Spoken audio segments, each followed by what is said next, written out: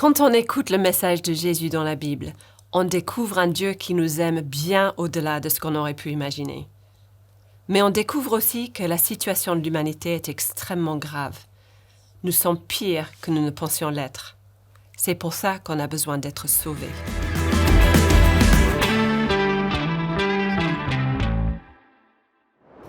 Dans la première vidéo, nous avons vu que Jésus est rien d'autre que Dieu lui-même venu sur terre. Il l'a affirmé et il l'a prouvé par ses actes. Et il est venu avec une mission, pour sauver.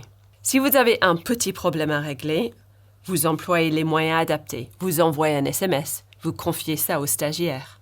Mais un grand problème demande de gros moyens. Si Dieu est venu lui-même pour nous secourir, ça montre que notre problème est vraiment sérieux. Jésus a utilisé des mots surprenants pour parler de ce problème. Il a dit que nous sommes perdus et qu'il est venu nous chercher, que nous sommes endettés et qu'il est venu régler notre dette, que nous sommes malades et qu'il est venu pour nous guérir, pas juste physiquement, mais nous guérir d'un problème de cœur. La maladie du péché, comme ça dit dans cette phrase de la Bible. Ce ne sont pas des bien portants qui ont besoin de médecins, mais des malades. Je ne suis pas venu appeler des justes, mais des pécheurs à changer d'attitude.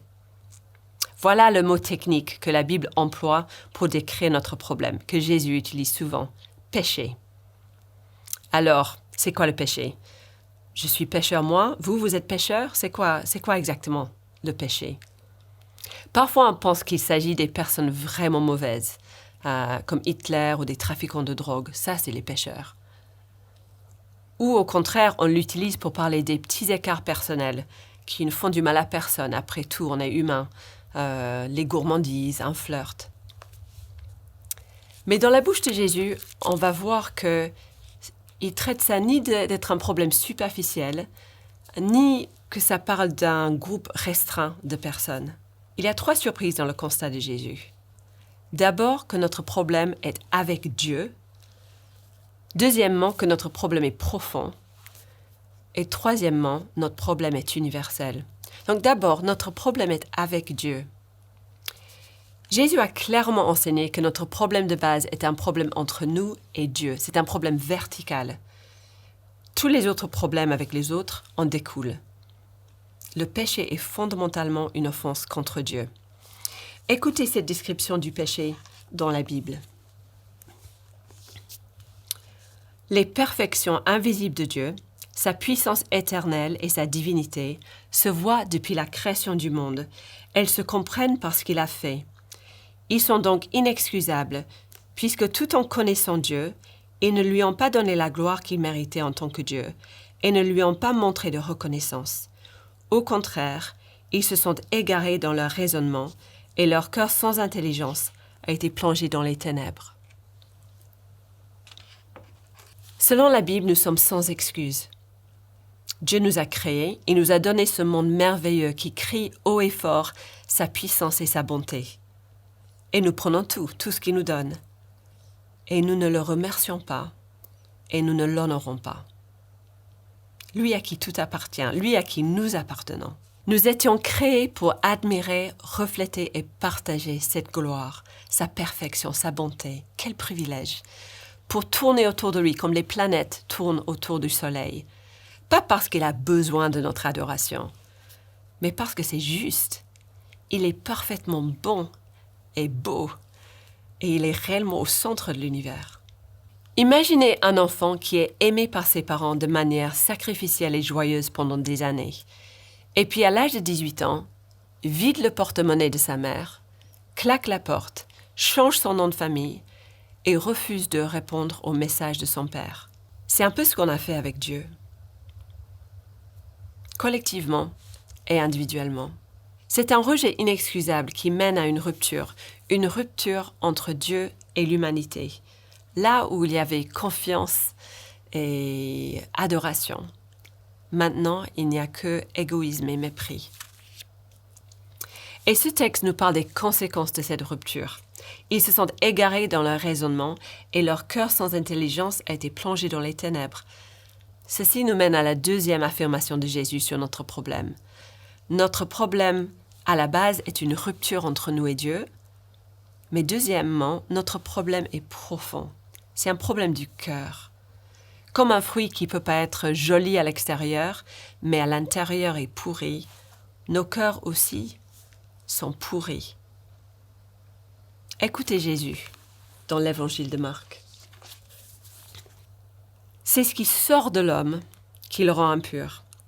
En effet, c'est de l'intérieur, c'est du cœur des hommes que sortent les mauvaises pensées, les adultères, l'immoralité sexuelle, les meurtres, les vols, la soif de posséder, les méchancetés, la fraude, la débauche, le regard envieux, la calomnie, l'orgueil, la folie.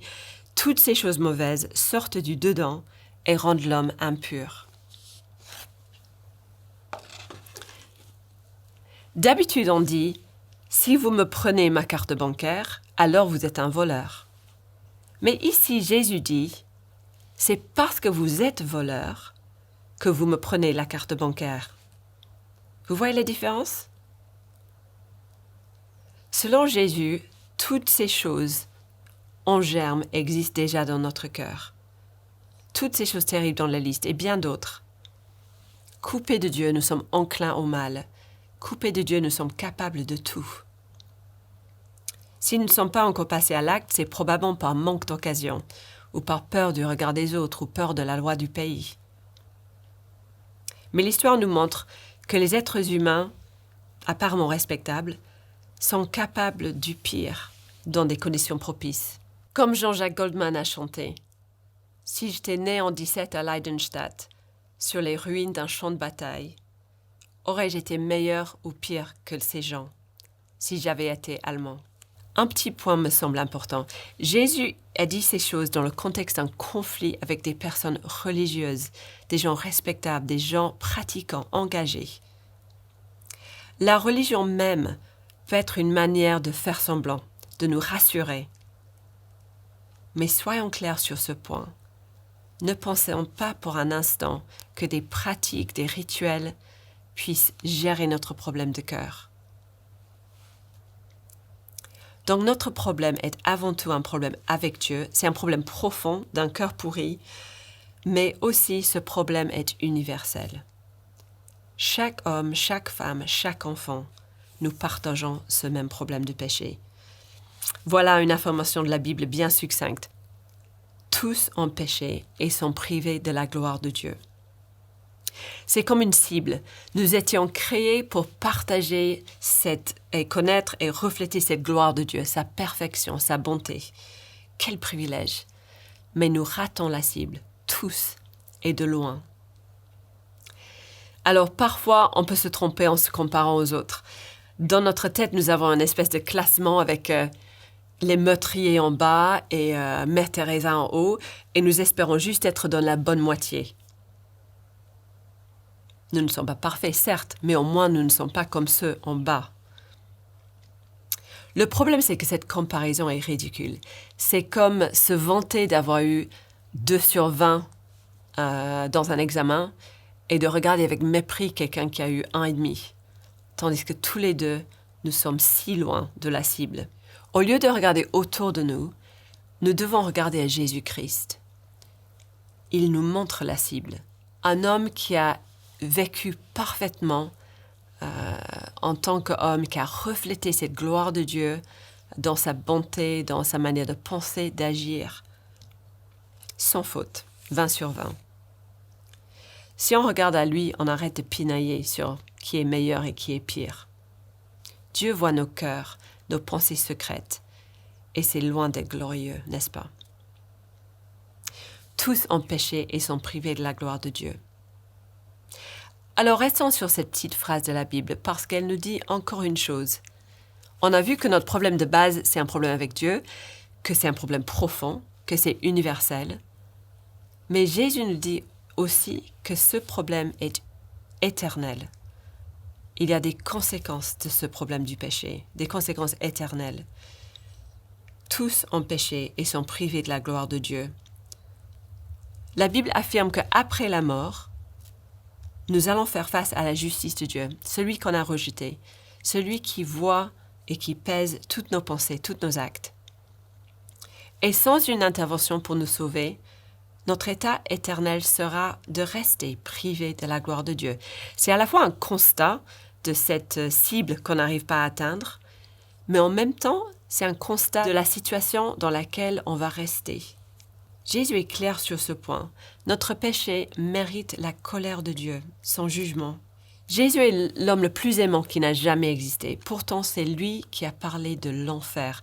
Ce mot vous paraît peut-être médiéval, mais c'est Jésus qui l'emploie. Il l'emploie pour parler de cette existence éternelle, de regret, de souffrance, en faisant face au jugement sur notre rejet de Dieu. Est-ce que c'est nous faire peur? Est-ce que je suis en train d'essayer de vous faire peur? Sur les paquets de cigarettes, on met parfois les photos de cancer, de poumon, de cancer de bouche, de la gorge. C'est pour faire peur? Oui, mais parce que le danger est réel. Jésus nous avertit parce que le danger est réel et parce qu'il nous aime. Dieu ne veut pas qu'on soit condamné, mais il est juste et totalement opposé au mal. Comment résoudre ce problème?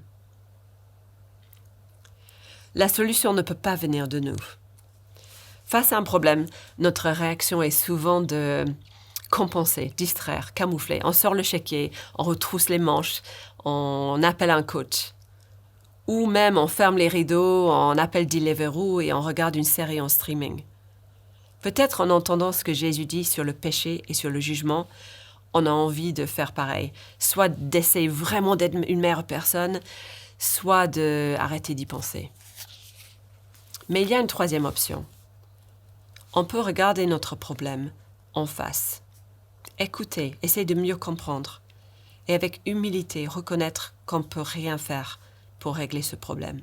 Dans la prochaine vidéo, nous allons découvrir comment Jésus est venu apporter la solution parfaite pour notre problème. Il est venu chercher les perdus, régler nos dettes et guérir les cœurs malades. Et ça lui a coûté tout.